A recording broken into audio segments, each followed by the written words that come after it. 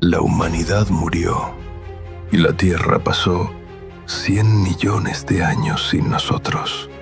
Pero cuando una cápsula olvidada finalmente se abre, descubren algo imposible. La última arma de la humanidad sigue viva. Un hombre que fue sellado en el tiempo, apostando todo a una sola posibilidad en el futuro. Prepárate y ponte cómodo, porque hoy te traigo el regreso del arma definitiva, 100 millones de años después. En el siglo XXII, en la Tierra, un hombre estaba parado en el ala de un avión de combate, y en ese momento se da cuenta de que por fin había encontrado lo que estaba buscando. Tú sabes, lo que llevaba tiempo persiguiendo. Sin pensarlo demasiado, el tipo salta del avión, sin paracaídas. Mientras tanto, en tierra, un hombre corría desesperado por una ciudad completamente en ruinas. El pobre iba llorando, pidiendo ayuda, mi loco, totalmente fuera de sí. Pero justo en ese instante, un monstruo le cierra el paso. Y como si eso no fuera suficiente, detrás de él aparece otro más, terminando de rodearlo. El hombre, atrapado, seguía pidiendo ayuda con la voz temblando. Ante la situación inminente, él mira un portarretrato que tenía de su familia y dice: «No me importa quién, por favor. A los que convirtieron nuestro mundo en esto, tengo que hacerles pagar». Y oye esto. Desde el cielo cae el mismo hombre que había saltado del avión. Cuando llega al suelo, él lamenta haber llegado tarde. El hombre que estaba herido, entre lágrimas, le pregunta quién era. Finalmente, la humanidad, podemos volver todo a la normalidad, ¿verdad? El hombre le responde con calma: «Así es, ahora puedes descansar». Y en su último suspiro, el hombre le da las gracias. En ese momento, llega otro hombre llamando al protagonista por su nombre, Jin. El prota lo reconoce de inmediato como Kagura. Kagura le dice que probablemente ese había sido el último sobreviviente por esa zona. «Simplemente ríndete, Jin. Tenemos que aceptar la realidad. La humanidad ya está acabada».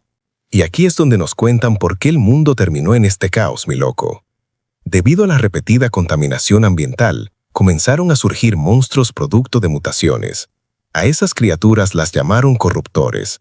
Estos monstruos poseen increíbles habilidades regenerativas, tanto así que ni siquiera las armas nucleares pudieron aniquilarlos.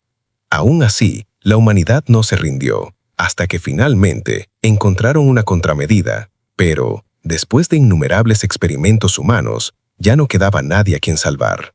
Simplemente llegaron demasiado tarde.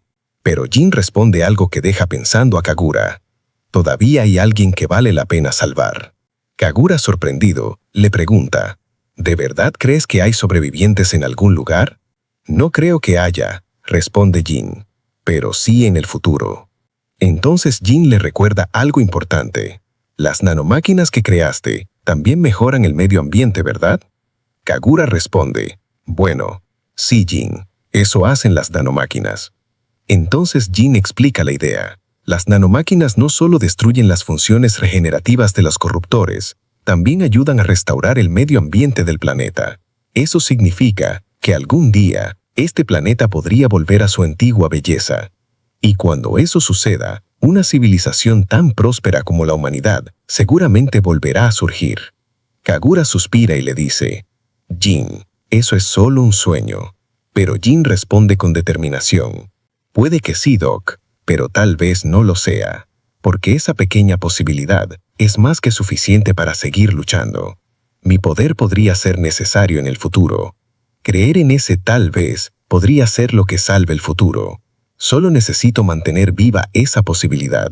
Ante esas palabras, Kagura toma una decisión. El doctor pone a Jin en criogenia, dejándolo en un profundo sueño frío. Y así, todo empezó desde el año 0. Pasaron los años.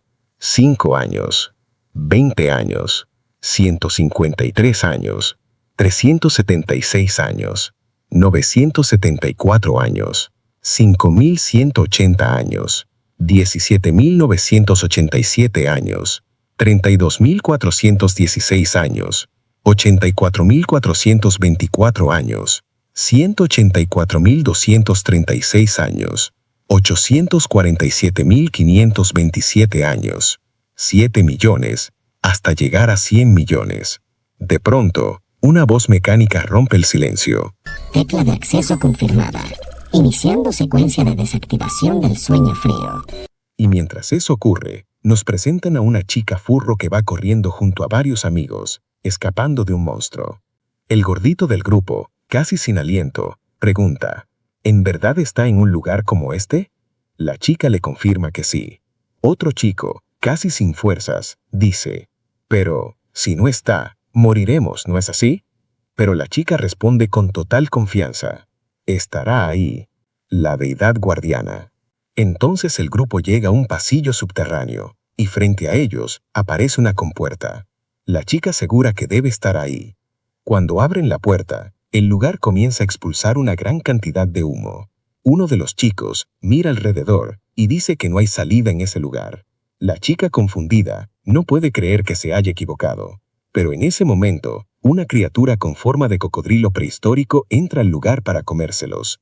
Los chicos aterrados bajan la cabeza, pero la chica, reuniendo todas sus fuerzas, grita, «Por favor, sálvanos, deidad guardiana». Y justo en ese instante, la cápsula criogénica comienza a agrietarse. Dentro, se escucha una voz fuerte, pesada. «Entendido». Desde la cápsula sale un rayo de luz que pasa justo entre todos ellos y atraviesa la cabeza del monstruo. Los furros quedan completamente asustados, sin entender lo que acaba de pasar. Y esa voz pesada vuelve a escucharse. ¿No te alegra haber creído, Kagura, en las posibilidades del futuro? Jin revisa una caja de almacenamiento que había desarrollado Kagura, tú sabes. Ahí estaba su ropa, una inyección y un cubo de mensaje. Cuando revisa el sistema, ¡diache!, descubre que han pasado 100 millones de años. La mayoría de los datos están corruptos. Aún así, le sorprende que ese lugar siga en pie. Supone que es gracias a las nanomáquinas en el aire. Aunque siente curiosidad por saber qué ha pasado y revisar el cubo, decide dejar eso para después, mi loco. Entonces les pregunta a los furros sobre su historia, pero en ese momento se da cuenta de que sigue desnudo y les pide disculpas, porque pasaron 100 millones de años sin ropa. Tú sabes cómo es. Ya con ropa puesta, les pide que le expliquen todo. Así que salen a la superficie. El sol está radiante como siempre y al mirar alrededor, oye esto, ve un paisaje hermoso. Se queda sorprendido al notar lo diferente que es en comparación con la civilización de antes. En eso, una de las furros le pide que la siga. Jin la observa bien y nota que no son completamente humanos. Ahí entiende que evolucionaron para parecerse a los humanos. Uno tiene pinta de koala y el otro de gato. Probablemente han sido afectados por las nanomáquinas. Y el hecho de que hablen el mismo idioma que hace 100 millones de años es prueba suficiente de eso. Entonces Jin se presenta y la chica dice que se llama Hakama. Los otros dos se presentan como Danpo y Shandy. De una vez, Hakama empieza a jalarlo apurada para llevarlo a su aldea, porque quiere que derrote a los invasores. Cuando llegan, la cosa se puso fea. Shandy se asusta al ver su aldea en llamas y sin pensarlo 2 veces sale corriendo, llamando a sus padres. Jin se queda analizando la situación. Barricadas de madera, edificios de madera. No parece que la civilización haya avanzado mucho. En eso, a Hakama se le bajan las orejitas y el terror se le refleja en los ojos. Estaba viendo a su abuela luchando contra un invasor. La abuela se da cuenta de que su nieta ha vuelto, pero Jin comprende algo importante. Eso no era un invasor, sino un corruptor, entendiendo que así es como lo llaman en esta era. Hakama se enoja y comienza a emanar una fuerte energía. Pero Jin, curioso por esa energía, le da una patada al corruptor, carga a la abuela y le grita a Hakama que ataque. Entonces ella crea una bola de fuego y se la dispara al monstruo, eliminándolo. Ahí es cuando Jin entiende. Eso es la inhibición de la regeneración causada por las nanomáquinas. Pero eso le deja dudas, tú sabes. ¿Ella usó las nanomáquinas de la atmósfera? Solo los humanos compatibles deberían poder controlarlas. ¿Pero esa bola de fuego? ¿Será que en esta era todos pueden hacer eso? Mientras dice eso en voz alta, la abuela responde que no, que solo unos pocos pueden, solo aquellos con poder sagrado. Y en esa aldea solo hay 4, incluyéndola a ella. Jin entiende que así es como llaman el poder de las nanomáquinas. A pesar de la preocupación de los furros por sus familias, la abuela les dice que todos fueron evacuados. Pero aún así, su aldea está destruida. Y lo peor es que ese invasor de antes apenas era un polluelo recién nacido. Porque en comparación con un adulto, ¡diache!, la cosa es totalmente distinta. Y lo peor de todo es que pronto invadirán el pueblo. En ese momento llegan 2 furros más alardeando de que ellos aniquilarán a esos invasores. La anciana les pregunta por los aldeanos y ellos responden que todos están en el refugio. Uno de ellos es el papá de Hakama, quien estaba preocupado por ella al no encontrarla allí.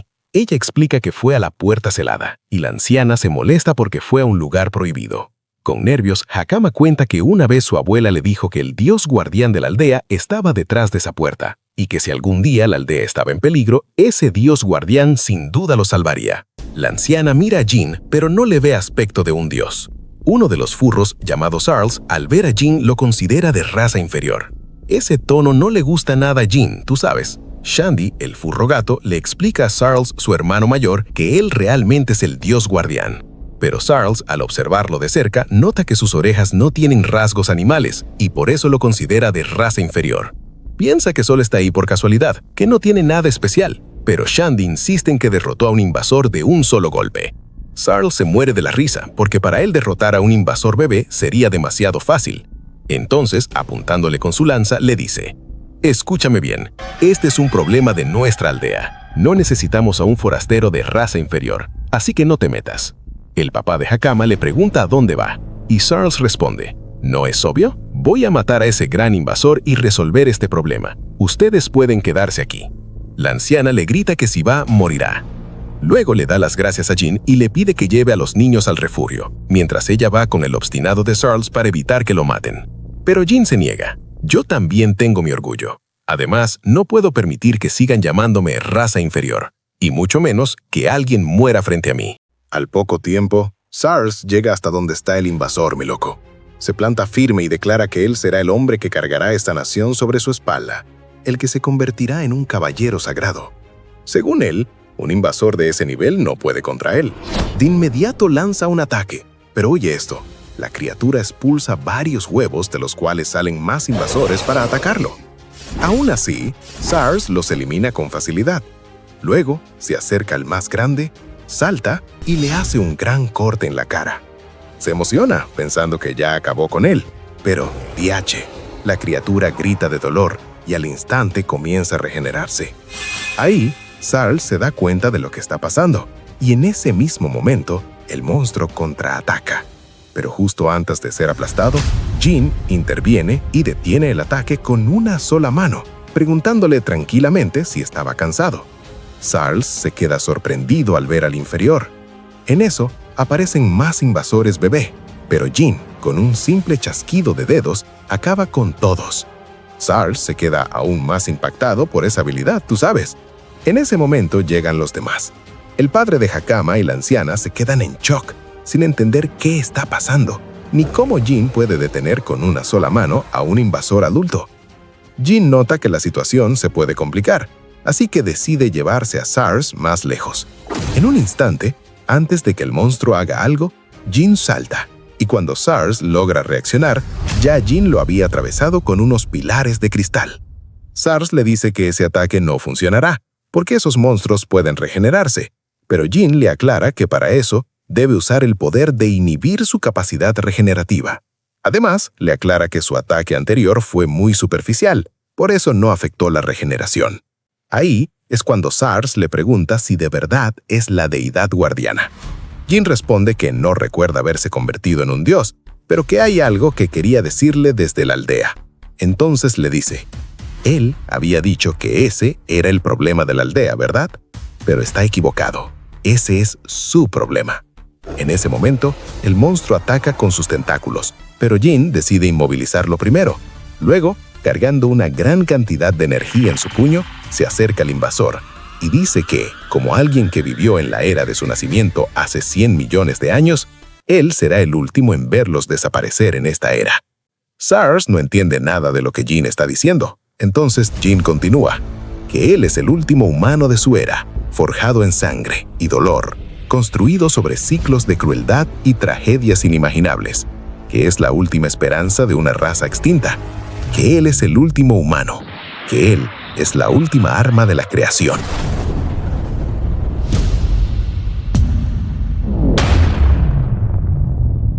Ahí Sarles entendió que delante de él estaba la deidad guardiana. Pero cerca del lugar, alguien los estaba espiando. Esa persona se da cuenta de que Jin tiene el poder de eliminar por sí solo a un monstruo invasor adulto. y considerando que ni el capitán Caballero Sagrado Real podría enfrentarlo solo, entiende que esto es un hallazgo increíble. Así que decide ir al gremio para informarle a su maestro. Ya en la noche y apartado de todos los furros, Jin comienza a escuchar el cubo de mensajería que el Dr. Kagura le dejó. Hola, Jin. Espero que estés escuchando esto. Si es así, probablemente ya no esté en este mundo. Bueno, la verdad siempre quise decir esa frase. Entonces, ¿cómo es el futuro? El medio ambiente del mundo debería estar mejorando significativamente, pero la verdad es que las cosas no van bien. Escucha con atención. Incluso si el entorno mejora, los corruptores probablemente no se irán. Jin se queda en silencio, escuchando todo, tú sabes, procesando cada palabra. La primera vez que noté esa sensación inquietante fue unos 1000 años después de que te metiste en el sueño criogénico. Yo mismo he estado metiéndome en criosueño periódicamente para observar los cambios en el mundo. Gracias a la recuperación ambiental, la población de corruptores estaba disminuyendo constantemente. Sin embargo, en algunos lugares del mundo, debido al cambio ambiental, muchos corruptores empezaron a evolucionar. No sé qué tipo de cambios ocurrirán por esas mutaciones o evoluciones, pero sin duda se convertirán en una gran amenaza. Así que todo lo que podía hacer era ajustar las nanomáquinas para que modifiquen de alguna manera las criaturas recién nacidas para que tengan alguna oportunidad frente a los corruptores. Aparte de eso, también te dejé algo a ti, Jin. Una inyección de nanomáquinas con un concentrado del 100%. Gracias a tu condición física, eres el único que puede usar todo su poder por completo, ya que solo tú eres compatible con las nanomáquinas al 100%. En ese instante, Jin genera una dagarra desde su mano y se da cuenta de que puede usar la metamorfosis de nanomáquinas para crear objetos físicos. Otra cosita, Jin. He ocultado potenciadores similares en instalaciones de investigación por todo el globo terráqueo. No los guardé todos juntos por si acaso los corruptores lograban destruirlos todos, y también porque quería que viajaras y conocieras el mundo, viejo amigo. No sé qué tipo de amenazas representarán los corruptores en el futuro lejano, pero aún así debería ser mucho mejor que el mundo de antes. Así que, primero, disfruta del nuevo mundo. Yo no voy a estar ahí para verlo hasta el final, sin embargo. Cuento contigo, Jin.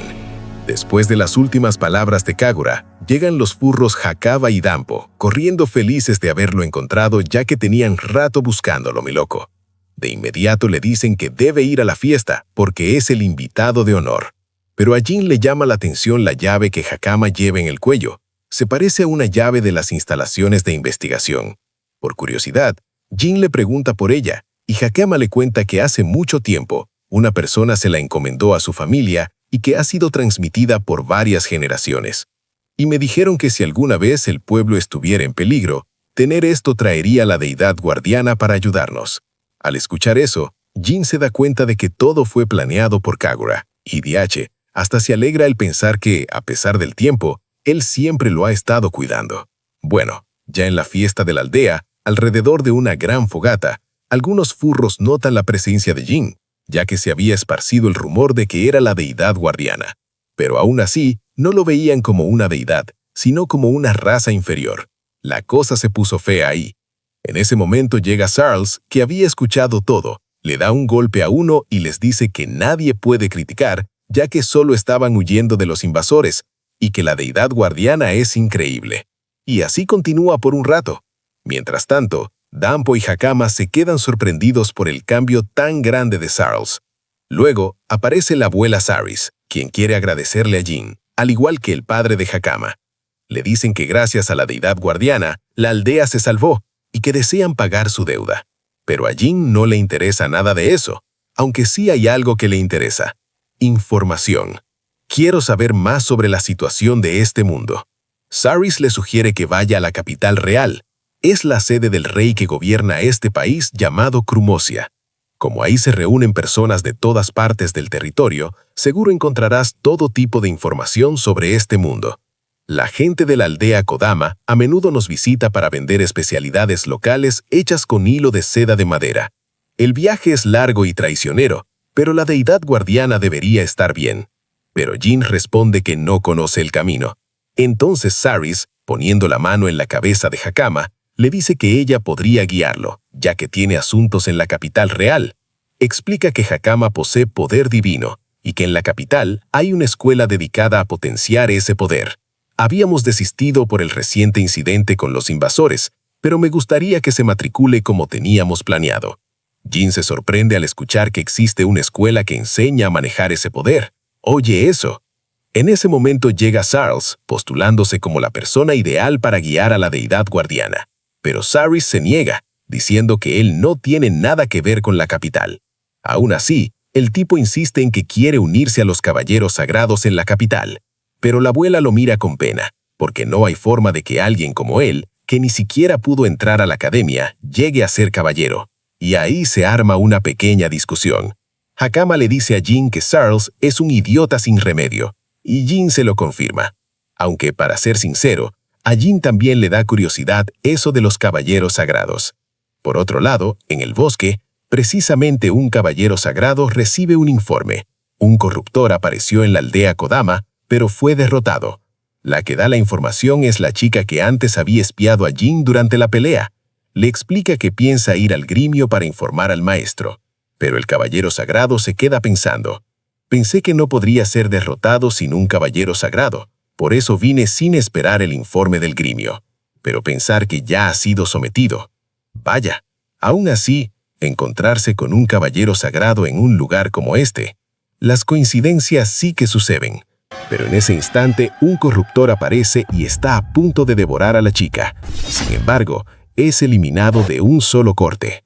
Si esas historias son ciertas, entonces las cosas se han puesto interesantes. Me han dado ganas de conocer a esa persona. Al día siguiente, Meloco, con los primeros rayos del sol, Jin despertó y sintió el aire fresco al respirar. Por un momento se quedó contemplando el paisaje, pensando que jamás imaginó ver algo tan hermoso. Y tú sabes, le habría gustado poder mostrárselo a Kagura. En ese instante, apareció Shandy, sorprendido al ver a la deidad guardiana otra vez sin ropa. Venía precisamente a traerles ropa limpia.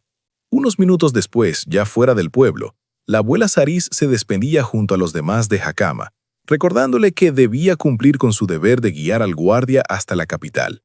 Pero quien no estaba muy contento era Sarles, que quería irse con la deidad guardiana para aprender de todo, aunque la abuela le dijo que mejor se concentrara en estudiar primero.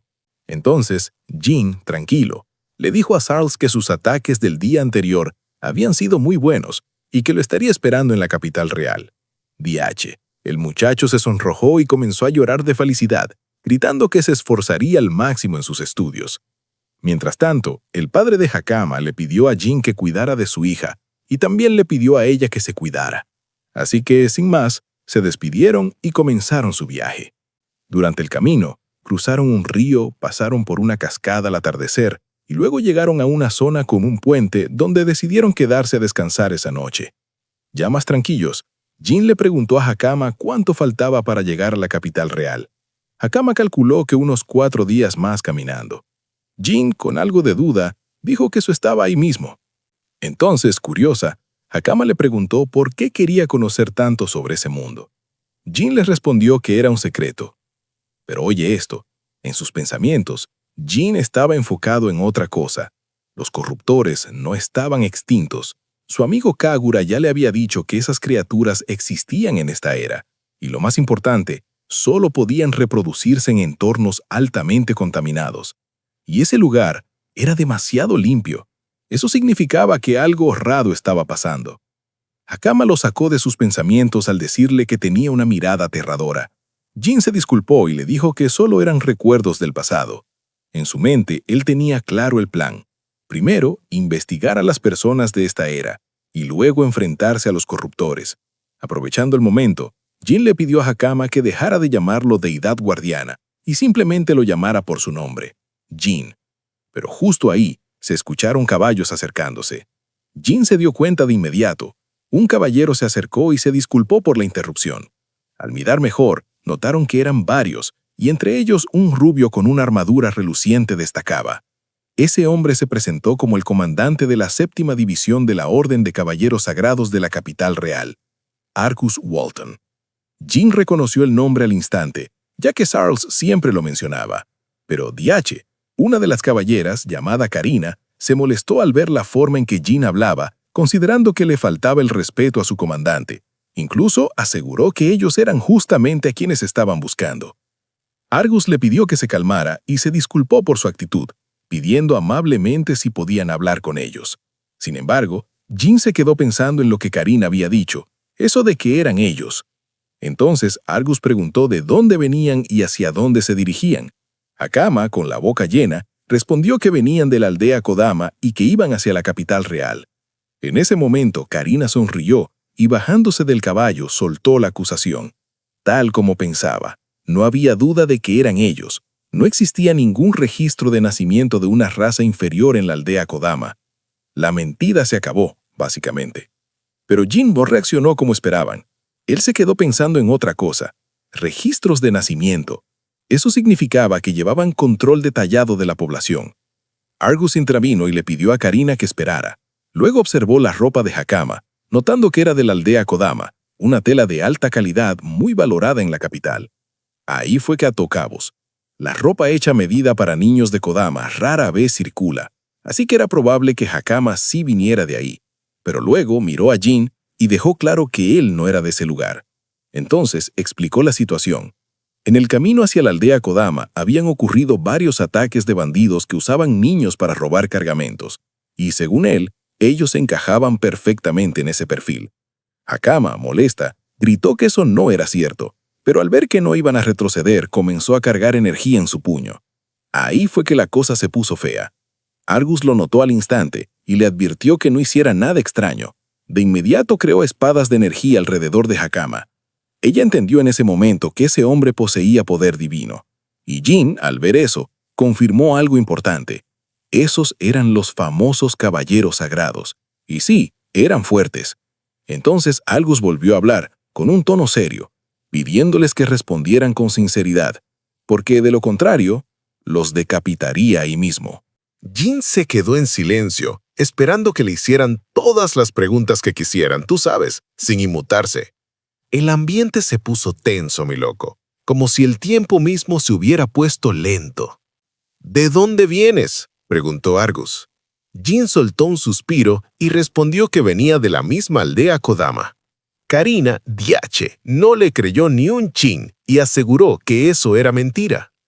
Aún así, Argus guardó su espada y le hizo una pregunta directa a Hakama. Ella, un poco nerviosa, respondió que Jin era su deidad guardiana de la aldea Kodama. Argus se quedó pensando en esas palabras. Entonces Jin le preguntó si ya había terminado de preguntar. Argus respondió que sí, explicándole que todo eso era parte de su trabajo, y le pidió disculpas por su rudeza. Aunque Karina oye esto, no estaba de acuerdo para nada. Esa mujer quería sangre.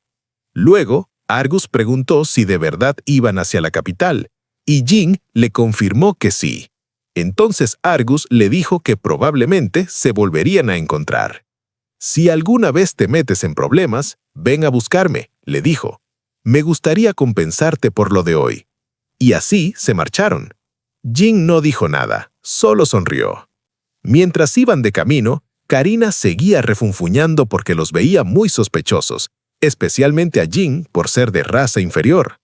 Pero Argus estaba en lo suyo, sumergido en sus pensamientos, dudando de quién era realmente la raza inferior en ese momento. Karina no podía creer lo que decía su comandante, pero otra caballero confirmó sus palabras. Entonces le preguntaron si no se había dado cuenta de la diferencia de fuerza entre ellos y esa persona. Argus explicó que intentó moverse varias veces cuando le apuntó con la espada, pero su cuerpo simplemente no reaccionaba.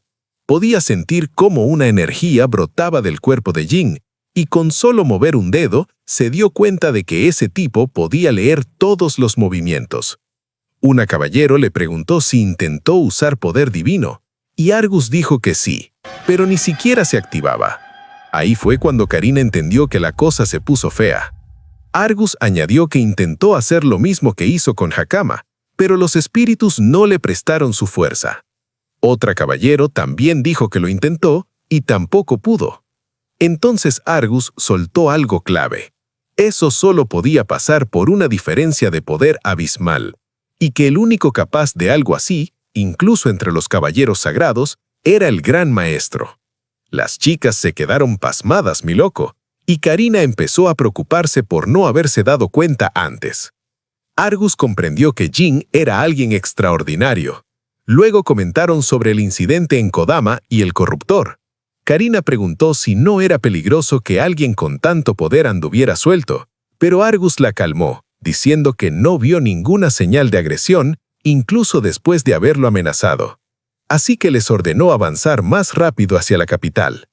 Pero mientras tanto, Argus no podía dejar de pensar en lo que dijo Hakama, que ese hombre era la deidad guardiana de su aldea. Y en su mente tenía claro algo. Lo mejor sería tenerlo de su lado para enfrentar la gran oscuridad que se escondía en la capital real.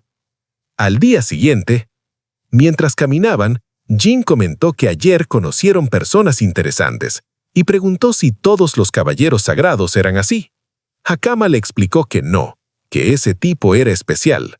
Entre los caballeros sagrados, los elegidos son llamados paladines, y Argus era de primera clase incluso entre los suyos. Su velocidad para activar las artes espirituales era increíble. Entonces Jin preguntó qué eran las artes espirituales. Hakama le explicó que el poder de tomar prestada la fuerza de los espíritus se llama poder divino, y que las técnicas que nacen de ese poder son las artes espirituales. Ahí Jin entendió que en realidad estaban tratando a las nanomáquinas como si fueran espíritus. En esta era, la ciencia es básicamente fantasía, tú sabes. Pero entonces recordó lo que dijo Karina de raza inferior, y le pidió a Hakama que le explicara sobre las razas de esa época. Ella le contó que existen muchas razas, algunas parecen peces, otras insectos. Hace mucho tiempo, los lugares habitables eran limitados, así que los cuerpos de todos cambiaron para adaptarse al entorno en el que vivían. Jin se sorprendió. Se adaptaron al entorno. En ese momento comprendió algo importante. Hace 1 millón de años sí hubo sobrevivientes, y esos humanos evolucionaron para adaptarse. Ahora todo tenía sentido.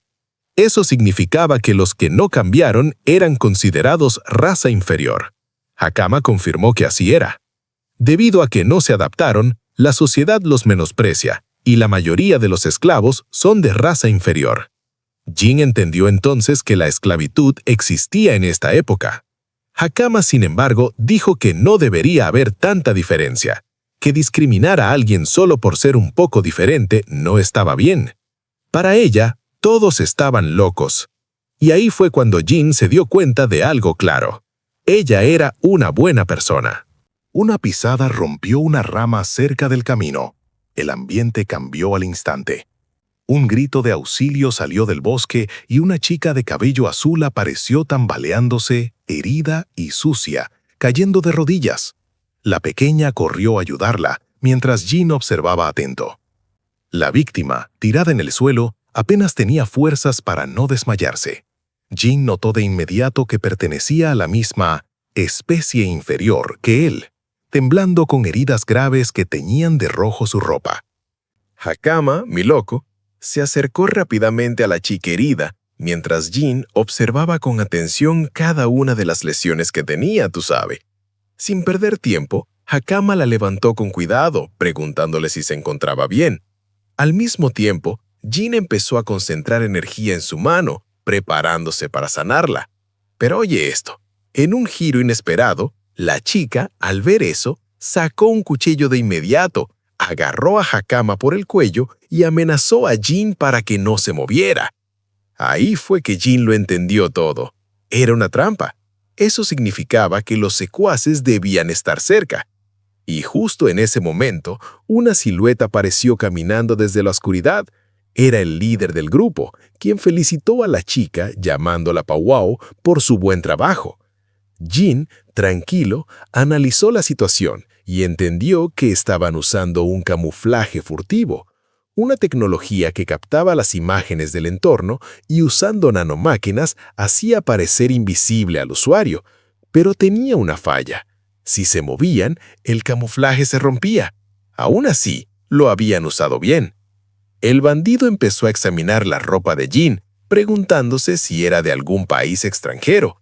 Luego, apuntándole con la espada directamente, le advirtió que no se moviera, porque si lo hacía, la niña podría salir herida. Aunque Hakama no pensaba rendirse tan fácil y comenzó a canalizar energía en su puño, Jin la detuvo de inmediato, gritándole que no hiciera nada. Ella no entendía por qué. Entonces Jin le dijo claro, ese poder no estaba hecho para usarse contra personas, ¿entiendes? Aún así, Hakama quería reclamar por la situación en la que estaban. Mientras tanto, el bandido se emocionó al notar que ella poseía poder divino. Otro de los bandidos se acercó y le preguntó a Jin si él también podía usar ese poder, pero Jin simplemente se hizo el loco. Por eso, el tipo reaccionó y lo pateó, diciéndole que no se creyera el protagonista, llamándolo raza inferior. El líder de los bandidos intervino, ordenándole que no dañara la mercancía, pero el otro respondió que, de todos modos, las razas inferiores no valían mucho. Ahí fue cuando Hakama lo entendió. Esos tipos eran exactamente de los que les había hablado el caballero sagrado. Eran esclavistas. Entonces, el bandido usó un poder de hipnosis sobre Hakama, y en medio del miedo comprendió que los iban a vender como esclavos, y ahí mismo perdió la conciencia. Después, Jin comenzó a llamarla para que despertara. Hakama reaccionó asustada y le preguntó si estaba bien. Respondió que sí. De inmediato, preguntó dónde estaban. Jin le explicó que, por lo visto, se encontraban en el escondite de los bandidos.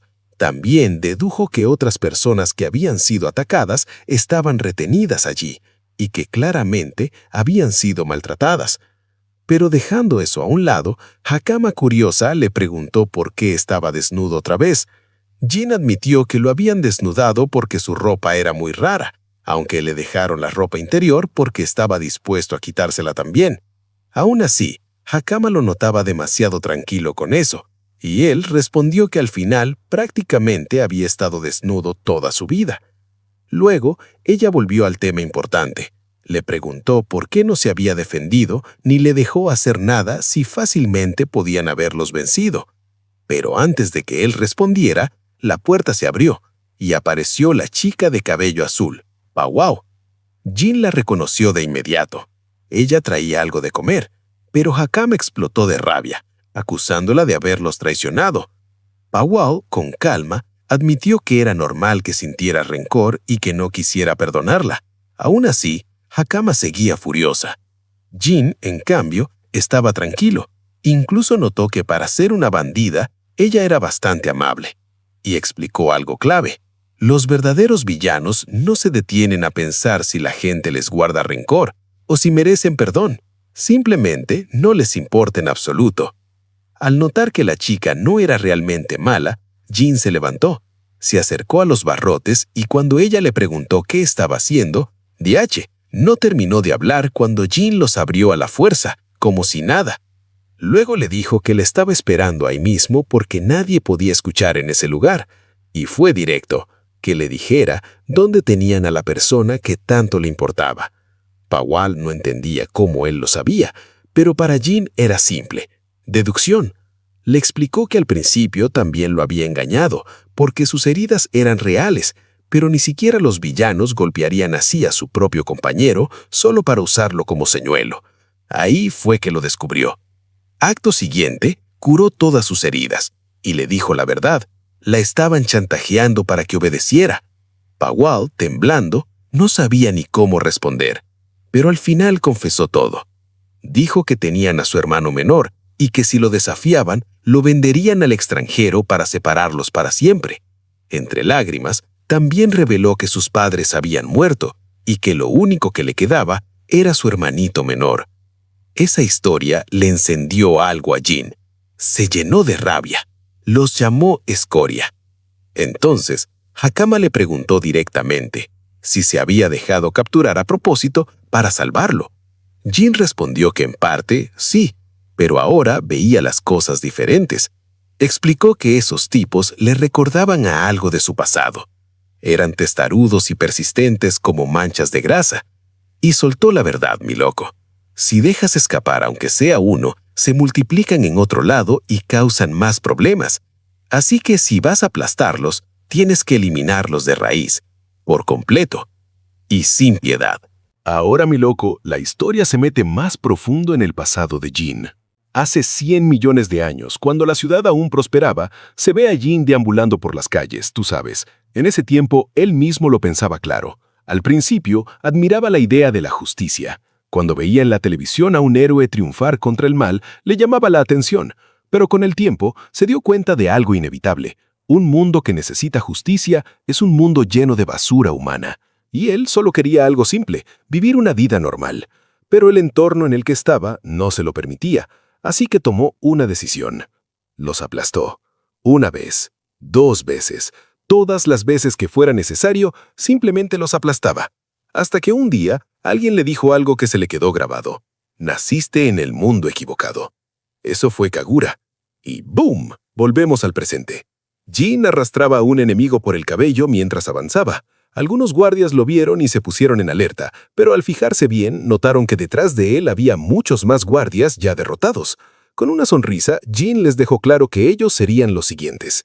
Y sin pensarlo, lanzó al tipo que llevaba. Uno de los guardias lo atrapó, pero eso solo le dio tiempo a Jin para acercarse a otro bandido y eliminarlo de un solo golpe. El tipo ni lo podía creer. Se preguntaba quién demonios era ese hombre. Mientras tanto, abajo, donde estaban los prisioneros, solo se escuchaban gritos y el techo temblando. Pawal se preguntaba qué estaba pasando y quién era ese tipo realmente. Hakama entonces le explicó. Ese era su deidad guardiana. ¿O sea que es un dios?, preguntó la chica. Y Hakama le confirmó que sí. Además, le aseguró que él estaría bien. Así que lo importante era hacer lo que había ordenado, salir de ese lugar con todos los prisioneros. Pero Pawal dudaba. Decía que el líder de los bandidos era muy fuerte por su poder divino. Sin embargo, arriba, la realidad era otra. El líder de los bandidos estaba prácticamente muerto de miedo, viendo cómo Jin sostenía a uno de sus subordinados con una sola mano, como si nada. Desesperado, intentó negociar. Le dijo que si había venido por esclavos, podía llevarse al que quisiera. Ahí fue cuando Jin vio al hermanito de Pawal junto a otros 2 más encerrados. Entonces, sin rodeos, le preguntó al bandido si ya había terminado de hablar basura. El tipo no entendía qué pasaba. No podía usar su arte espiritual, y lo que más le inquietaba era quién demonios era ese hombre frente a él. ¿Qué clase de poder absurdo tenía? Jin, por su parte, se sorprendió un poco de que no hubiera huido, y pensó que quizás era porque creía que podía ganar. Eso hizo que el bandido se llenara de rabia. Sin más opciones, corrió a su última carta. Activó una compuerta secreta y liberó a un corruptor. Jin se sorprendió al ver que tenía uno encerrado. El bandido confesó que lo había conseguido a petición de un cliente. Entonces, la criatura salió. El bandido, confiado, pensó que ahora Jin moriría. El corruptor rugió, liberando una enorme cantidad de energía con solo gritar, y atacó. Pero Jin reaccionó al instante. Detuvo el golpe con sus propios brazos. ¡Diach! El tipo no podía creerlo.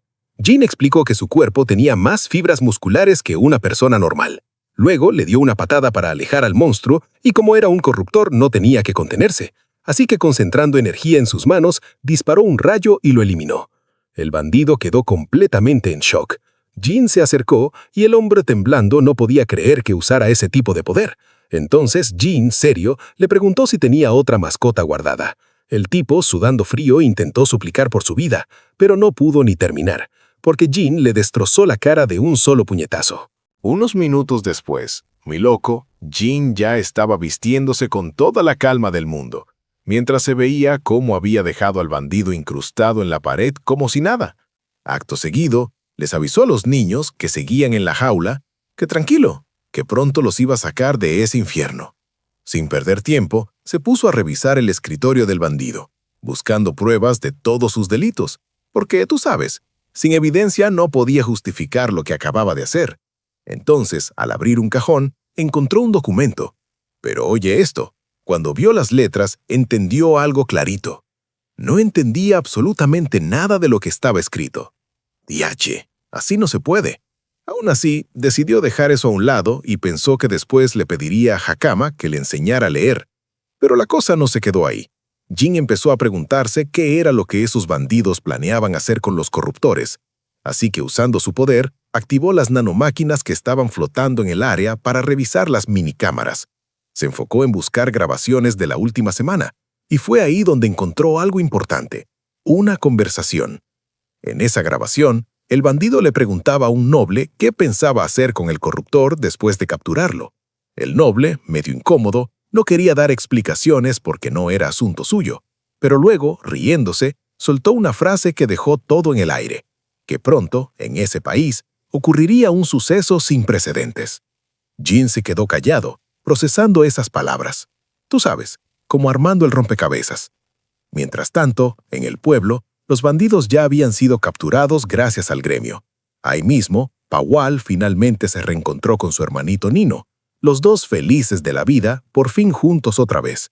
Ella, llena de emoción, le dio gracias a Dios, pero Jin le pidió que no lo llamaran así delante de la gente. Luego, Jin le preguntó si los que capturaron a los bandidos eran de ese territorio.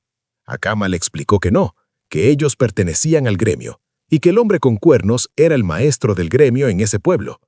Con un oído más fino que chisme de barrio, el tipo escuchó la conversación y se acercó a Jin, preguntándole directo si él era el responsable de todo ese caos. Jin, sin rodeos, confirmó que sí. El hombre se presentó como Padrak, maestro del gremio, y le agradeció por su ayuda. Pero mientras hablaban, notó algo raro. Jin no tenía ni un rasguño a pesar de enfrentarse a tantos enemigos, y aunque lo veía como de raza inferior, sus instintos le gritaban que ese tipo era peligroso. Padrak explicó que habían recibido muchos informes de ataques y solicitudes para eliminar bandidos. Entonces Jin le preguntó si el señor del territorio no podía encargarse de eso, pero Padrak le dejó claro que ni de broma, que esa autoridad no le correspondía. Le explicó que solo el gremio, que responde directamente al rey, puede manejar ese tipo de crímenes. Incluso si el propio señor de la región, Lord Shapion, cometiera un delito, tendrían que reportarlo. Jin en su mente lo tradujo fácil. El señor es como un alcalde, y el gremio es la policía. Pero ahí fue que la cosa se puso interesante, porque ahora ya sabía el nombre del tipo que estaba metido en ese plan con los corruptores, Shapion. Sin perder tiempo, Jin le entregó el documento que encontró en la guarida. Padrak lo revisó y dijo que era una lista de personas que habían hecho tratos con esos bandidos. Con eso podían atraparlos a todos de un solo golpe. Jin le preguntó si el nombre de Shapion estaba ahí, pero no. Y ahí mismo, mi loco, Jin se molestó. Ese tipo sabía cómo esconder sus huellas. Entonces, mirando a Pawal, Jin le preguntó qué pasaría con los esclavos liberados. Padrak explicó que el gremio se encargaría de escoltar a los que tuvieran familia o identidad conocida, pero los que no había mucho que hacer. Ahí Jin entendió todo. Esos niños habían perdido a sus padres, no tenían a nadie.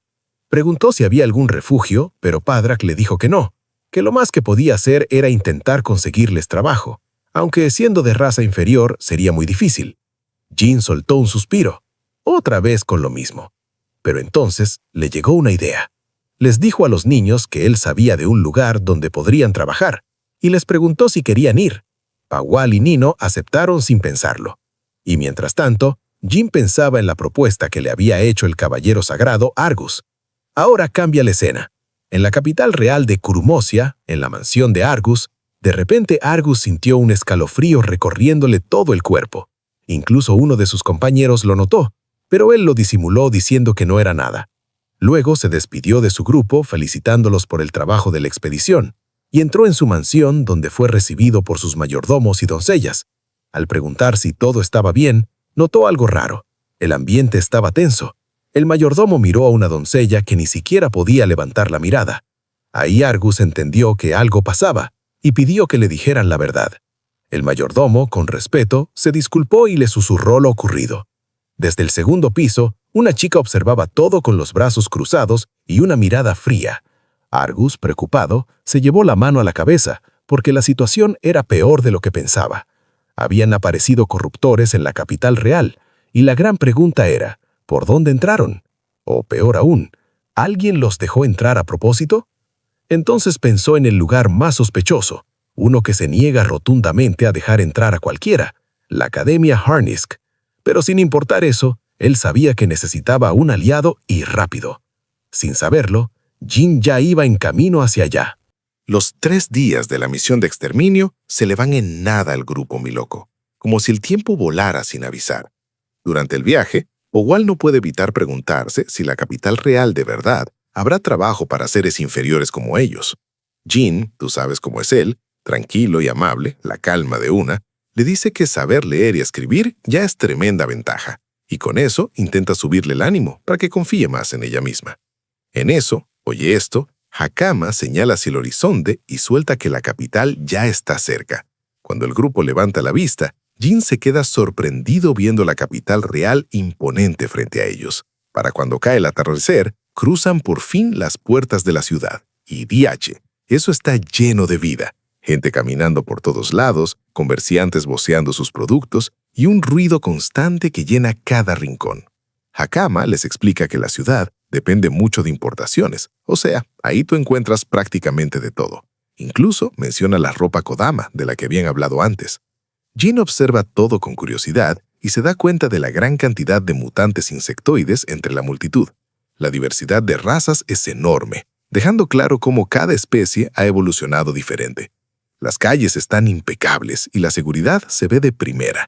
A simple vista, la capital real funciona perfecto, pero, tú sabes, la cosa nunca es tan bonita completa. Aún con todo eso, hay rincones desagradables. Jin lo nota rápido y reflexiona que cada era, por más avanzada que parezca, siempre trae su paquete de problemas. Un rato después, Jin le pregunta a Hakama sobre el examen de ingreso a la Academia Hardensk. La respuesta llega de una, será la próxima semana. Eso significa que tendrán que esperar varios días, pero, sin que ellos lo sepan, alguien escucha la conversación. Una chica rubia, intrigada, se pregunta si ese grupo realmente quiere entrar a la Academia Hardensk, sobre todo siendo aparentemente especies inferiores. La escena cambia al interior de un hotel. Nada más entrar, Hakama y Nino se tiran sobre las camas blanditas sin pensarlo 2 veces. Después de ese viaje, por fin pueden descansar como se debe. El objetivo inicial de Jin, llegar a la capital, ya está cumplido, pero ahora les surge otra duda. ¿Qué hacer a partir de aquí? Porque aunque estén en una nueva era, el problema sigue siendo el mismo. Necesitan dinero para sobrevivir. Sí, él consiguió algo tras eliminar a los bandidos, pero sabe que eso no durará, especialmente manteniendo a 4 personas. A eso se le suma otro problema, encontrar trabajo para los muchachos. Una opción sería reunirse con Juancho, pero el lío es que no tienen ni idea de dónde está ni cómo contactarlo. Mientras piensa en eso, Jin organiza sus prioridades, y entre todo decide que lo más importante es investigar a los corruptores. En esta era hay gente tratando de usar esos monstruos para sus propios fines, y la cosa se puede poner fea. Son demasiado peligrosos como para dejarlos sueltos. Esta vez, Jin está decidido a no permitir que los vivos vuelvan a enfrentarse a una aniquilación total. Más tarde, le pregunta a Hakama qué hace la gente cuando necesita investigar algo. Ella les responde sencillo: leer libros o consultar expertos. El problema es que los libros son caros. Incluso en el pueblo tenían que compartirlos entre varios para poder pagarlos. Pero la capital tiene algo especial, una biblioteca enorme y prestigiosa que facilita todo eso. La idea le parece perfecta a Jin. Si logra entrar, podría encontrar pistas sobre el laboratorio que su amigo Kagura dejó atrás. Pero cuando llega al mostrador, la respuesta es un golpe de realidad. Le niegan el acceso sin rodeos. Los libros son propiedad nacional sagrada, así que no cualquiera puede entrar. Solo estudiantes de academias reconocidas o nobles tienen permiso. La situación se complica otra vez, y como si fuera poco, Hakama le recuerda algo de forma medio cómica. En su estado actual, Jin ni siquiera sabe leer bien. Aunque está aprendiendo, todavía le falta tiempo para dominar el idioma. El tipo solo puede rascarse la cabeza, como si estuviera frente a un examen imposible. Pero oye esto, sin que el grupo lo note, 2 hombres con capa los están vigilando desde lejos. Están en misión.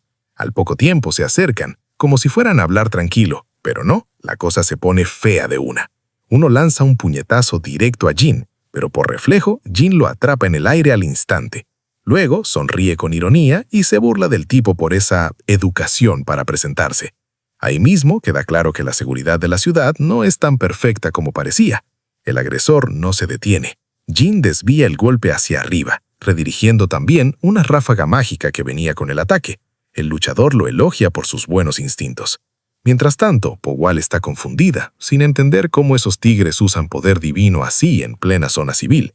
Hicker quiere saber qué les pasa a esos tigres, pero rápido cae en cuenta. Alguien puso precio a su cabeza, y curiosamente, eso le conviene. Los matones los amenazan diciéndoles que se larguen de la capital, pero Jin ni se inmuta. Al contrario, lo provoca para que lo intente otra vez. El tipo ataca, Jin lo atrapa otra vez, pero ahora no lo deja ahí. Lo estrella contra el suelo sin piedad. Luego mira al segundo, que ya lanza otra ráfaga mágica. Jin ni la esquiva, la bloquea de frente. El impacto levanta humo y el atacante cree que lo dañó, pero del humo sale una mano que lo agarra y lo levanta como si nada. Con un tono frío, Jin los burla por ser tan débiles si pensaban enfrentarlo. El hombre no puede creer cómo alguien de bajo nivel tiene tanta fuerza. Y justo ahí llegan los caballeros y detienen la pelea. Al frente está Karina, claramente irritada por tener que meterse en ese lío en su día libre. Lo curioso es que ni le importan los atacantes. Ella solo quiere arrestar a Hakama y a Jin de una vez. Pero sin que nadie lo espere, eso termina ayudando al protagonista. Jin aprovecha el momento y arma un show lo suficientemente grande como para llamar la atención de alguien relacionado con el caballero Argus, aunque en ese instante Karina le esté gritando en la cara. Tras detener la pelea callejera, Karina se fija en Jin y de una vez se le nota la emoción en la cara. Mi loco, convencida de que por fin atrapó al problemático Jin, ese supuesto miembro de una especie inferior que otra vez está armando lío en la ciudad. Justo cuando está a punto de empezar a sermonearlo, oye esto. Una espectadora semihumana que estaba cerca se adelanta y confiesa que vio todo lo que pasó. Según explica, Jin no fue quien inició la pelea. En realidad, él recibió el primer ataque y solo se defendió durante todo el enfrentamiento. Karina entonces mira a los atacantes con más atención y de una vez los reconoce. Son los típicos alborotadores de cursos inferiores de la Academia Arnisk. En silencio, espera que la hermana menor del Santo Capitán no esté metida otra vez en un problema así. Mientras la situación se calma, Jin le pregunta a Karina si anda patrullando. Incluso la cuestiona un poco, recordándole que ese tipo de trabajo normalmente lo hacen los miembros del gremio por toda la ciudad. Karina le responde tranquila que simplemente estaba cumpliendo su responsabilidad nocturna de mantener el orden mientras iba camino a una cafetería cercana. Después de ver con sus propios ojos cómo Jin derrotó fácilmente a varios estudiantes fuertes de la academia, algo empieza a cambiar en la mente de Karina. Tal vez las sospechas de su capitán sobre ese supuesto humano inferior no eran tan locas. Aún así, intenta cerrar el asunto rápido y le pide a Jin que trate de no meterse en problemas otra vez. Pero Jin, tú sabes, no la va a dejar ir tan fácil. Aprovecha el momento y le pide que lo escolte. Quiere ver al capitán Argus de la Espriella. Poco tiempo después, el antiguo humano logra finalmente una audiencia con Argus, capitán de la 7ª división. Sin rodeos, Jin va directo al grano y le pide que los contrate, recordándole que fue el propio caballero Argus quien antes le había ofrecido ayuda. Cuando el capitán pregunta por los niños que llegaron con él, Jin explica que en el camino terminó enfrentándose a los bandidos que Argus estaba buscando. Logró capturarlos y luego los entregó al gremio. La noticia deja a Argus bastante inquieto. Le cuesta creer que alguien que parece de una especie inferior haya logrado algo así en tan poco tiempo. Entonces, Jin añade que trajo consigo a Nino y a su hermana mayor, Pagual, porque no tenían a nadie más en quien confiar. Además, al ser considerados de una especie inferior, sabe que la mayoría de la gente los trataría mal. Por eso le pregunta al capitán si podría conseguirles algún tipo de trabajo. Argus le responde con calma que no tiene ninguna obligación con ellos, pero Jin le dice que está dispuesto a asumir la responsabilidad por los niños, ya que fue él quien los salvó. Ese razonamiento despierta el interés del capitán, mientras los niños miran a su salvador con esperanza. En ese momento, el guajiro tiene una idea. Tranquilo, le pone una condición a Jin. Permitirá que los niños se queden en su casa y trabajen allí, pero solo si Jin acepta trabajar como profesor en la academia. Jin acepta sin pensarlo mucho. Poco después, los niños cambian su ropa por uniformes de servicio. Pagual le agradece sinceramente al capitán, mientras él ordena a sus otras sirvientas que los eduquen bien y que no haya ningún tipo de discriminación contra ellos. Mientras Jin se aleja junto con Argus, no tarda en preguntar cuál es la trampa de trabajar como instructor. Argus responde que, aunque no sabe exactamente de dónde viene Jin, sus instintos le dicen que es alguien en quien se puede confiar. Entonces revela el verdadero motivo. Quiere que Jin se infiltre en la Academia Arnisk. Al escuchar eso, Jin se pone serio y exige una explicación. Argus empieza a describir la situación actual en la capital. Varias facciones están atrapadas en una guerra fría silenciosa por el control del trono, porque el rey está gravemente enfermo y podría morir en cualquier momento. Además del típico conflicto de sucesión, También hay personas que ni siquiera tienen derecho legítimo al trono y aún así quieren tomar el poder. Según Argus, esas personas son extremadamente peligrosas, y lo peor es que están usando los corruptores, conocidos en esta era como invasores, como armas para impulsar sus planes. Al escuchar eso, Jin recuerda a Lord Sapión y empieza a darse cuenta de que puede haber figuras aún más problemáticas que él. Argus continúa explicando que quiere desenmascarar a esas personas y descubrir dónde está su base secreta. El lugar que más sospecha ahora mismo es la Academia Arnisk. En ese momento, el capitán llama a la puerta y presenta a Jin a su hermana menor, Milia de la Esprilla. Le explica que ella estudia en la academia y será quien lo guíe hasta allá. Pero, diache, Milia no tarda en mostrar su carácter. Con una lengua afilada, lo llama vil especie inferior, igual que Maylin había hecho antes. Argus intenta detenerla rápido y le recuerda que eso es de mala educación. Aún así, Milia insiste en que no aprueba que una tarea tan importante se le dé a alguien que considera inferior. Jin señala su actitud grosera sin rodeos, lo que deja al capitán completamente avergonzado y obligado a disculparse por su hermana. Milia se acerca a Jin y le susurra que Milia en realidad es muy capaz, pero siente un profundo desprecio por las especies inferiores. Milia sigue lanzando insultos y dice que no ve en Jin a alguien cualificado para ser instructor. En ese momento, Akama empeora la situación al revelar casualmente que su tutor ni siquiera sabe leer. Sin embargo, enseguida aclara que Jin es increíblemente fuerte y mucho más capaz de lo que parece. Antes de irse, Milia suelta un comentario que aclara varias dudas. Mi loco menciona que Jin, por lo menos, fue lo suficientemente fuerte como para encargarse de 2 estudiantes, y que no hay duda de que tiene potencial. Argus se queda sorprendido, no puede creer lo que está escuchando salir de la boca de su propia hermana. Tú sabes, como que no le cuadra. Entonces, oye esto. Karina da un paso al frente y confirma algo más pesado. Esos estudiantes que atacaron a Jin fueron enviados por ella misma. Argus, al escuchar eso, no pierde tiempo y se disculpa de inmediato. Asegura que luego hablará seriamente con ella sobre lo ocurrido, aunque Jin, tranquilo como siempre, deja claro que realmente no le molesta. Para bajar la tensión, Jin decide cambiar el tema y le pregunta directamente a Argus qué se supone que debe enseñar en la academia. Argus responde que, por lo que ha visto, Jin es bastante hábil con las artes espirituales, así que sería ideal para enseñar los fundamentos básicos.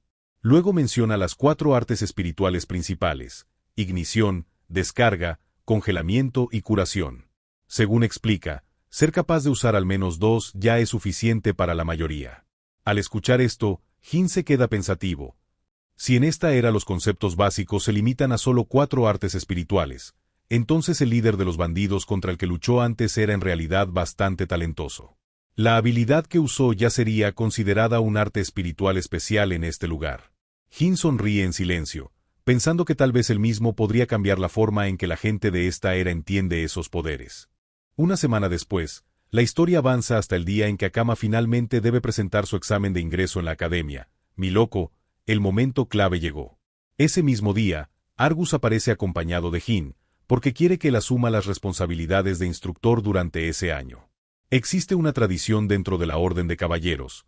Cada año una división diferente se encarga de ese puesto. Y esta vez le toca a la 7ª división. Mientras caminan por los pasillos de la academia, Jin va en silencio detrás de ellos, observándolo todo con calma, tú sabes, analizando el ambiente. Pero oye esto, durante el trayecto hay alguien que no deja de mirarlo. Un hombre corpulento, conocido como Rodolfo, mantiene la vista fija en Jin todo el tiempo, evaluándolo con curiosidad evidente. Finalmente llegan a la oficina de la directora. Argus entra primero y la saluda con respeto, y ella responde con una sonrisa al ver a su antiguo alumno convertido en un caballero exitoso dentro de la orden. Pero diache, la conversación cambia rápido de tono. La directora menciona las tensiones políticas que están dividiendo al país y casi de una vez dirige su atención hacia Jin. Con una expresión crítica, afirma que la academia no debería tomarse tan a la ligera como para permitir que una especie inferior ocupe un puesto tan importante. Argus no se queda callado y defiende a Jin con firmeza, asegurando que es más capaz que cualquiera de su división. En ese momento interviene Lord Gonzalo, una figura delgada y astuta, con actitud de rata. Al ver que la directora parece considerar la propuesta, se opone sin filtro, empieza a insultar al antiguo humano y dice que alguien de una especie inferior jamás debería ocupar una posición así. La directora escucha y luego mira a Rodolfo para conocer su opinión. El hombre asiente con calma, sin ser agresivo, pero plantea un problema real. Permitir eso podría provocar una reacción negativa entre estudiantes e instructores. Tras escucharlo, la directora admite que comparte esa preocupación y se une a la protesta. Jin, que hasta ese momento se había mantenido callado, se da cuenta de que están hablando de él como si no estuviera. Entonces da un paso al frente. Primero inclina la cabeza y saluda con respeto, presentándose con calma y buenos modales, incluso con las burlas encima. Luego hace una pregunta directa. Quiere saber si le están juzgando por parecer de una especie inferior o porque realmente creen que no tiene el poder necesario para el puesto. La directora sonríe ligeramente y responde que lo único que les importa es si tiene la habilidad necesaria. Entonces le propone un desafío claro, que lo demuestre. Argus interviene de inmediato y sugiere que sea la propia directora quien lo ponga a prueba. Ella acepta, y poco después organizan un combate de evaluación en el campo de entrenamiento de artes espirituales de la Academia Arnisk. El primero en ofrecerse como oponente es Lord Gonzalo. El tipo se adelanta riéndose con arrogancia, diciendo que al menos Jin no se avergonzará demasiado porque hay pocos estudiantes presentes ese día. La directora establece las reglas. Solo se pueden usar artes espirituales, ya que eso es lo que el nuevo instructor debe enseñar. Mientras tanto, algunos estudiantes se reúnen alrededor para ver el combate. Entre ellos está Milia, observando con emoción. Para ella es la primera vez que verá a esa rata delgada pelear en serio. Jin, por su parte, ya sabe cómo va a terminar todo, pero deja escapar un suspiro y decide que todos vean su poder por sí mismos. Argus empieza a sentirse nervioso, tú sabes, es la primera vez que verá pelear al tipo que recomendó, y teme quedar mal. Pero Lord Gonzalo está en lo contrario, emocionado, listo para terminar rápido y demostrar que el capitán se equivocó. Sin perder tiempo, Gonzalo hace el primer movimiento. Lanza una enorme bola de fuego, convencido de que eso bastará para derrotar a Jin de un solo golpe. Pero Jin la esquiva con total calma, como si nada. El ataque pasa de largo. Aún así, la rata sigue confiada. Entonces usa su técnica más famosa, lanzas de relámpago. Descargas eléctricas salen una tras otra intentando atravesar a Jin, pero él sigue esquivando cada ataque con movimientos tranquilos y precisos. Poco a poco, la frustración empieza a notarse en la cara de Lord Gonzalo. Él cree que Jin solo está huyendo, pero en realidad, Jin está midiendo la situación. En su mente, piensa que ese tipo de poder nunca debió usarse contra personas, pero la cosa se puso fea y no tiene opción. Finalmente, decide mostrar una pequeña parte de su verdadero poder. Entonces revela un arte espiritual único. En un instante, manipula la gravedad alrededor de su oponente. Una presión invisible cae sobre Gonzalo y lo estrella contra el suelo. Su cuerpo queda completamente inmovilizado, sin poder moverse. Ahí mismo queda claro para todos, la diferencia de poder es abismal. Desde el inicio, la rata delgada nunca tuvo oportunidad. Toda su arrogancia desaparece en un segundo. La directora y Lord Rodolfo se quedan impactados. Incluso Argus y Milia abren los ojos con incredulidad al ver una técnica tan limpia y desconocida. Cuando logran reaccionar, preguntan qué fue lo que pasó. Jin responde tranquilo que simplemente manipuló la gravedad alrededor de Gonzalo. Al escuchar eso, todos admiten que nunca habían visto algo así. Jin apenas esboza una leve sonrisa, tú sabes, porque él sabe que solo mostró una mínima parte de su poder. Y en ese momento, le queda algo claro. Tanto los estudiantes como los instructores de la academia todavía tienen muchísimo que aprender. Los dientes de Lord Gonzalo rechinan de pura frustración mientras sigue tirado en el suelo, completamente derrotado y con un aspecto miserable. Mi loco, la derrota le dio duro. Por pura compasión hacia el anciano, el protagonista finalmente retira la presión de gravedad que lo tenía inmovilizado. Libre al fin, Gonzalo pierde el control de una vez y empieza a gritar furioso que una técnica espiritual como esa ni siquiera debería existir. En su mente no hay otra explicación. Ese inferior debe estar usando algún tipo de truco ilegal. Mientras tanto, Jin se queda de pie en silencio, aguantando el aluvión de insultos como todo un campeón mientras el viejo le grita en la cara. La directora observa todo con calma y, tras unos segundos, toma una decisión. A su alrededor, los estudiantes también miran sorprendidos. Milia, en particular, no logra entender cómo ese chico puede manejar un poder divino así. Normalmente, los inferiores apenas tienen una chispa de eso. Su curiosidad se dispara y decide que tarde o temprano descubrirá quién es realmente Jin. La escena cambia, oye esto, y una semana después se celebra la ceremonia de bienvenida. Frente a todos los estudiantes reunidos, la directora anuncia que la Academia Arnisk fue fundada con un objetivo claro: entrenar guerreros capaces de eliminar las amenazas invasoras. El que no pueda seguir el ritmo, simplemente no tiene lugar ahí. Pero el que aguante, tiene prácticamente asegurado un futuro lleno de estatus, poder e influencia. Desde las gradas superiores, algunos semihumanos cerca de Emilia observan todo con sorpresa. Hay muchísimos nuevos estudiantes, y lo más llamativo es que muchos no vienen de familias nobles. En ese momento, un semihumano león llamado Tobías se acerca a Emilia y la saluda con naturalidad. Entre bromas, le comenta que es raro verla en persona en la ceremonia. Mientras conversan, su mirada cae de repente en la mesa del profesorado, y Diache casi se atraganta. Ahí, sentado entre los docentes, hay un inferior. Tobías pierde la compostura cuando Emilia le revela la verdad: ese inferior es su nuevo profesor. Divertida, ella le pide su primera impresión solo por la apariencia. Tobías no se guarda nada y dice sin filtro que parece un don nadie promedio, sin esposa y sin vida. Emilia simplemente asiente, admitiendo que esa también fue su primera impresión. Mientras tanto, varias miradas se clavan sobre Jin. Él lo nota de inmediato y entiende algo importante: no puede empezar a investigar la academia de forma tan abierta desde el primer día. Primero tiene que cambiar la imagen que todos tienen de él. Si sigue siendo visto como un inferior inútil, cualquier movimiento levantará sospechas. Lo mejor será volverse algo más neutral, algo aparentemente inofensivo, porque ahora mismo siente como si tuviera un blanco enorme pintado en la espalda. Cuando la ceremonia termina, llega la hora de su primera clase. En otra parte de la academia, Lord Gonzalo reúne a los estudiantes de último año y anuncia que las clases regulares han comenzado. Les advierte que no se queden atrás de los nuevos talentos que entraron este año. Pero de repente su cara cambia, se pone amarga, y pregunta molesto por qué la mayoría de la clase está ausente. Aunque por dentro, tú sabes, él mismo sonríe, porque sabe perfectamente la razón. Muchos prefieren no asistir a una clase impartida por un inferior. Y claro, él mismo se encargó de esparcir el rumor de que Jin sería el instructor. Sin embargo, para sorpresa de todos, el nuevo profesor no parece molesto en lo más mínimo.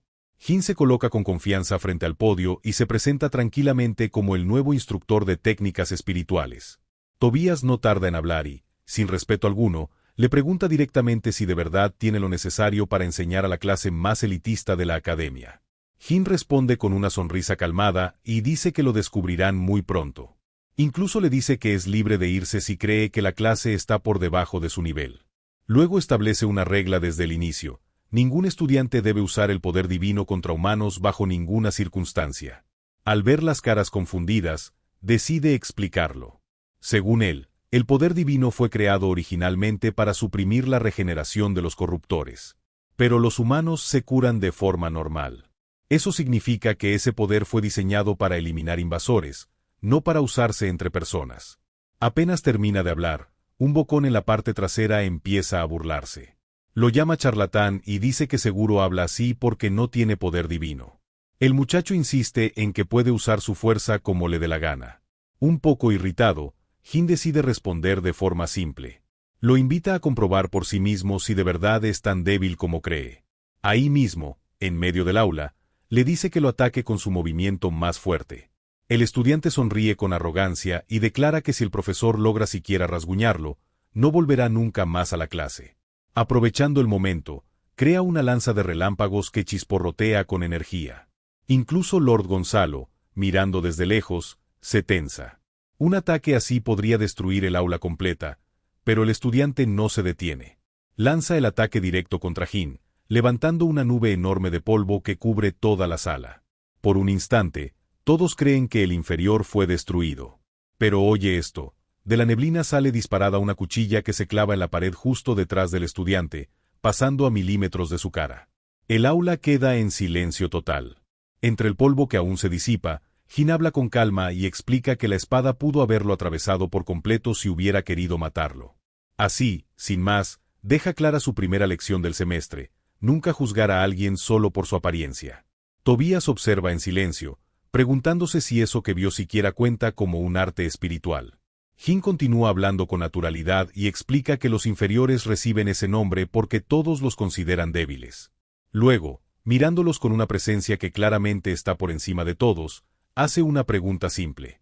Si los inferiores son débiles, ¿qué lo convierte eso a él?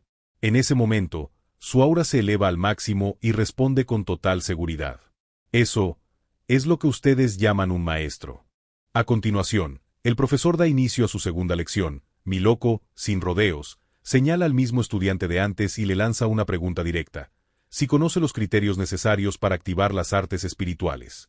El chico responde con seguridad, como si fuera algo básico. Según él, todo se reduce a tener una imaginación vívida. Si alguien logra imaginar algo con suficiente claridad, los espíritus simplemente lo hacen realidad. Jin asiente, reconociendo que la imaginación es importante, tú sabes, pero añade que hay un detalle crucial que todos están ignorando. Explica que los espíritus reaccionan a diferentes longitudes de onda, y que son esas frecuencias las que realmente desencadenan sus acciones. En total existen 8 longitudes de onda principales. Entre ellas están ignición, descarga, curación y congelación, que son las más conocidas. Pero también existen otras: control de la gravedad, control de la luz, control atmosférico y manipulación espacial. DH. Cuando ven que Jin puede utilizarlas todas con tanta naturalidad, Lord Gonzalo casi se atraganta del asombro. Con esa demostración tan absurda como impresionante, el tipo da inicio oficialmente a su primera clase real. Más tarde, esa misma noche, Jin se queda pensando por dónde empezar su investigación sobre los secretos de la academia. El campus está lleno de estudiantes por todos lados, y después de lo que pasó en clase, él se ha convertido en el tema principal de conversación. Si quiere respuestas, tendrá que acceder a algún lugar donde los estudiantes normalmente no pueden entrar. En ese momento se cruza con Milia, y oye esto, ella no pierde tiempo. Le exige directamente que diga quién es en realidad. Jin responde con calma, preguntando cómo podría ser algo más que ese supuesto ser inferior que todos creen que es. Milia admite que esa explicación tendría sentido, si no fuera porque domina las 8 artes espirituales con una facilidad absurda. Ni siquiera la mayoría de los semihumanos podría hacer algo así. Jin simplemente se encoge de hombros y dice que no es tan complicado, comparándolo con cambiar de pestaña entre diferentes longitudes de onda. Aunque, en el fondo, él sabe que no es tan simple como suena. Entonces Milia le pide continuar la conversación en un lugar privado. Una vez solos, vuelve a preguntar, ¿quién es realmente? Esta vez, Jin decide responder. Afirma que no es más que un humano que fue puesto en sueño criogénico bajo la aldea Kodama durante millones de años. Siguiéndole el juego, Milia le pregunta qué hacía antes de eso. Jin responde con total honestidad. En el pasado fue agente de fuerzas especiales de su país. A pesar de los milenios, esos recuerdos siguen frescos en su mente. Intrigada, ella insiste y quiere saber por qué alguien así terminaría sellado. Jin se pone un poco serio y admite que fracasó en su misión. Durante mucho tiempo creyó que podía salvar a todos, pero al final falló y lo perdió todo. También revela que convertirse en profesor no fue coincidencia, necesita la influencia de la familia Espriella. Después de eso, cambia el tema y le pregunta hacia dónde lo lleva. Poco después, Milia lo guía hasta una habitación deteriorada, llena de polvo. Le explica que antes era un almacén donde los instructores guardaban materiales. Mientras observa el lugar, una estatua de búho sobre una estantería llama su atención de inmediato. Entonces Jin le pregunta cuál es la verdadera razón para traerlo allí. Milia suspira y lo admite. Ha estado investigando un espacio vacío extraño justo al lado del almacén. Es demasiado grande para estar abandonado. Algo importante debe estar oculto ahí. Sin perder tiempo, Jin extiende la mano y toma la estatua del búho. Milia lo mira confundida, preguntándose qué hace tocando ese objeto viejo. Pero oye esto. En cuanto él gira ligeramente la figura, las estanterías comienzan a moverse, separándose y revelando un pasadizo secreto. Jin la felicita con calma por haber acertado sobre la existencia de una habitación oculta. Milia se queda en shock, sin entender cómo resolvió el mecanismo tan rápido. El profesor explica que el búho era el único objeto limpio en una habitación llena de polvo. Eso lo delataba todo. Después le dice que se quede atrás mientras él entra a investigar. Pero Milia, sorprendida, se niega de inmediato y afirma que irá con él. Jin le advierte que podría haber un invasor peligroso dentro y que tal vez no pueda protegerla. Pero la rubia responde sin dudar que no subestime sus habilidades. Asegura que está muy por encima de los demás en su clase y que solo su hermano podría superarla. Al escuchar eso, Jin decide aceptar. Ambos comienzan a bajar por una escalera que cruje y se adentra mucho más profundo de lo que esperaban. En medio de la oscuridad total, Milia controla la luz para iluminar el camino. Mientras tanto, Jin bromea diciendo que el lugar parece una mazmorra de videojuego, dejando a Milia confundida con esa referencia. Un poco más adelante, la curiosidad de Milia vuelve. Le pregunta si ya tiene algún sospechoso, considerando que cazar amenazas era su especialidad.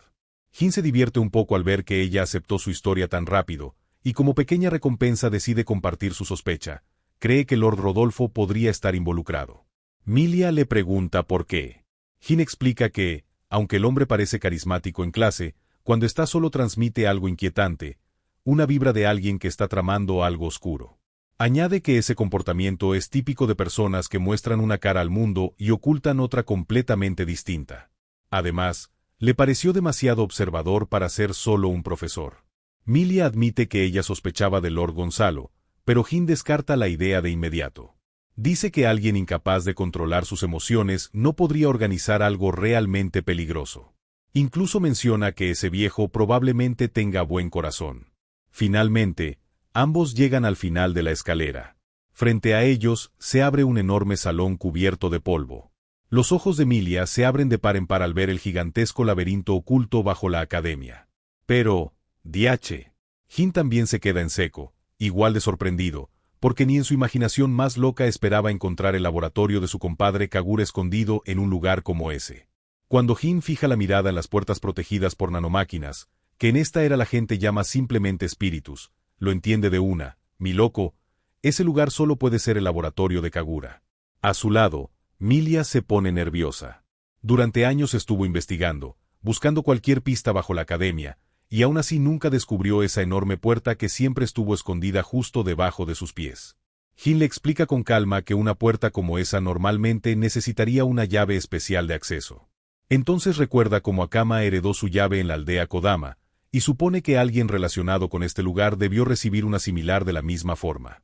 Sin embargo, Jin también sabe algo más. Él tiene acceso total automático. Sin prisa, levanta la mano, y el sistema de seguridad lo reconoce al instante como el individuo con mayor autoridad, desbloqueando la puerta sin demora.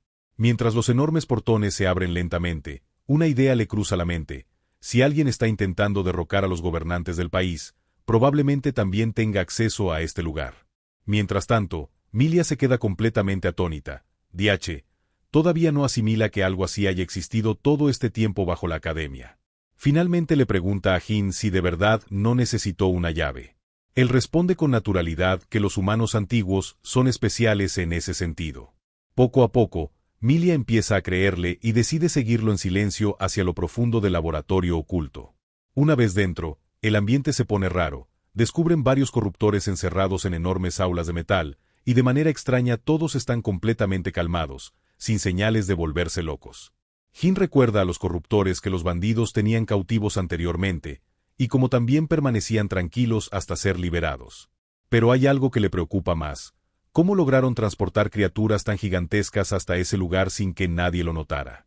Milia suspira y admite que, después de todo, las sospechas de su hermano Argus sobre la academia podrían ser ciertas.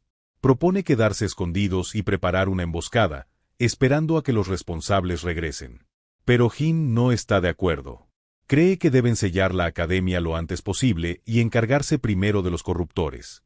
Milia insiste en que no pueden dejar escapar al responsable, pero Jin le explica algo claro: proteger a los estudiantes es lo más importante. Si esos monstruos se liberan, la cosa se pone fea. Cada vida dentro de la academia estaría en peligro. Cuando añade que su hermano probablemente tomaría la misma decisión, Milia finalmente acepta el plan. Entonces Jin confiesa que tiene un mal presentimiento. Y oye esto: cada vez que siente eso, casi nunca se equivoca. Le dice que él se quedará investigando el laboratorio un poco más, mientras ella sube a la superficie para buscar a su hermano y establecer un toque de queda en la academia. Después de enviarla arriba, Jin se adentra más en las instalaciones subterráneas, buscando cualquier pista útil.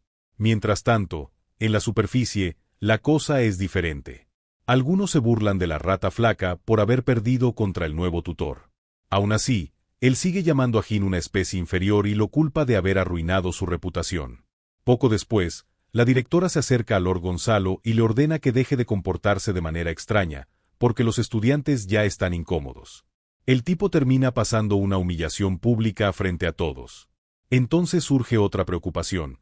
Preguntan por Lord Rodolfo, que lleva desaparecido desde la mañana. La directora ya está tensa, pero esto solo empeora la situación. En ese momento levanta la mirada y nota una nube oscura formándose sobre la academia. Confundida, se pregunta qué está pasando. Al mismo tiempo, Milia corre hacia la superficie, pero justo cuando atraviesa la puerta, se encuentra cara a cara con Lord Rodolfo. El hombre, que había desaparecido, ahora muestra una expresión llena de maldad, dejando claro que no trae nada bueno entre manos. La escena cambia otra vez al laboratorio. Jin examina unos portales rojizos que laten como si estuvieran vivos. Se pregunta si realmente lo están, y si fue Kagura quien los creó. Un momento después, descubre algo clave, el cubo de mensajes que Kagura dejó junto al inyector de nanomáquinas. Esperando respuestas, lo activa sin perder tiempo. De inmediato aparece un holograma de Kagura, relajado, con un cafecito en la mano.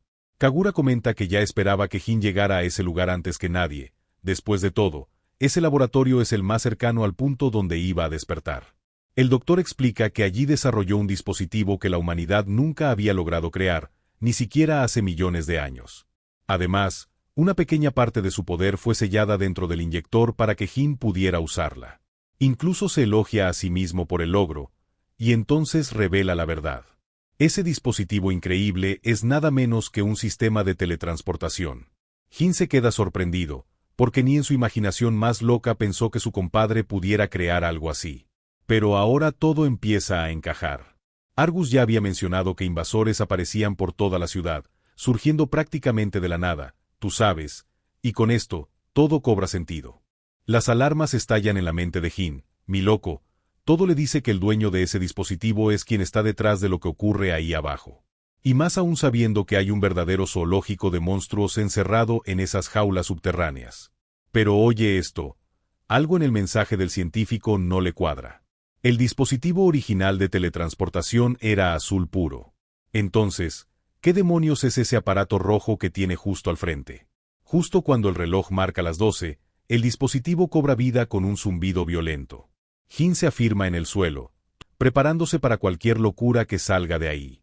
Pero lo que pasa es aún peor. Todos los invasores dentro de las jaulas desaparecen al mismo tiempo.